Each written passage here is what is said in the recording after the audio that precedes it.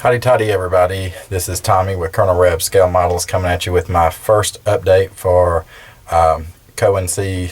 Michael's Battle of Kursk group build that's ending and it's coming up pretty quick. By the 23rd, have pictures to him by the end of the month so he can do his video. Anyway, here is what I've done so far. Here is the build actually. The turret is not glued on yet. I'm still got to work on the gun. It's two pieces, if you can see that. And what I wanted to do, I did use my little flexi file to get rid of the seam lines that of course run straight down the middle. And so what I wanted to do on the flash suppressor at the end there, I think that's what it's called. I wanted to drill, there's one, the back hole has to be drilled out, and then I wanted to drill a hole down the middle, at least through the muzzle, or muzzle brake, that's what it is. Flash suppressors on a rifle. So do that. And then what I did think was cool about the little kit is that when you actually put it, and the turret's off, when you put it in, it actually, you can move it up and down. You can pose it if you want to, or just leave it working up and down. It's supposed to go in, and actually the turret I think is also supposed to turn, or either just locks into place. But I've got all the halves glued. I haven't glued this part yet because I'm still doing a little bit of sanding to get it fit a little better. Not too bad though. I mean, the bottom ones went together pretty well. And again, guys, I apologize for this lighting. This ain't the best camera in the world. So I haven't gotten started yet on the 40 road wheels and drive sprockets and idlers that are on the kit, and then obviously not the track. So I'm hoping to work on it more tonight and get it ready, at least for paint, get those ready, get them all cleaned up. I mean, it's a lot of little wheels, and this thing is, it's tiny. Get it going, so get it put together and throw on. So I'm not going to go too crazy with it. I'll just try to do the weathering that I know how to do so far. Maybe try to do something a little different. Just some washes and probably just some pastels, or something. So that's where I'm at on that. Tow cables, which I know some of you guys hate. You always, make your own to make them look better. These are the instructions. I did kind of do what Tactical Jackalope Andy did in his series, which is I didn't jump. It tells you right off the bat to do the hull, get the road wheels on, and then the tracks before going to the turret. But the turret is just so cool, so I decided to do that as well. I wanted to kind of really holding back trying to do these road wheels. There's so many of them, it's just like a daunting little task. And then just wanted to show you a couple of reference books that I've had for I've carried these around as long as I've carried those stash of models, for 15 years almost. These are by Squadron. I have some of these with the P40s. I got some with Messerschmitts. Back when I was buying kits, man, I was buying all the reference stuff too. And $3.95. You can't get this for $3.95 anymore, that's for sure.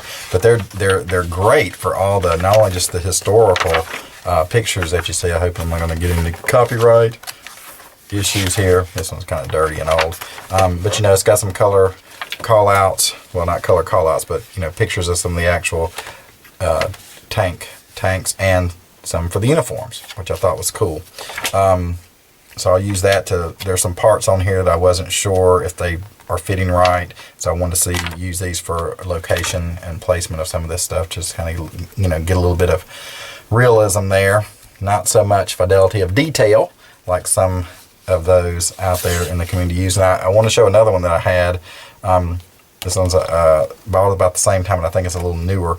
Unusual Panzers. So it's got some Panzers in here that you don't see that much of, and I don't know if any of them have kits. There's a bridge layer, but I didn't realize that the Germans actually had devised little tanks with explosives that were remote control.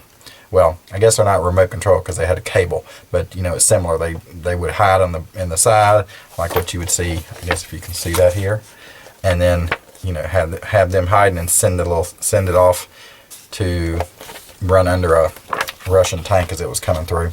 And then those I've had, and then I picked this up probably a couple months ago when I was at Barnes & Noble, because the kids like to go to Barnes & Noble, and they got a great kids section where they can go in there and read and play and stuff, and they have a little bit of everything at Barnes & Noble. They even carry all of the modeling magazines, a lot even from Britain, which I thought was interesting.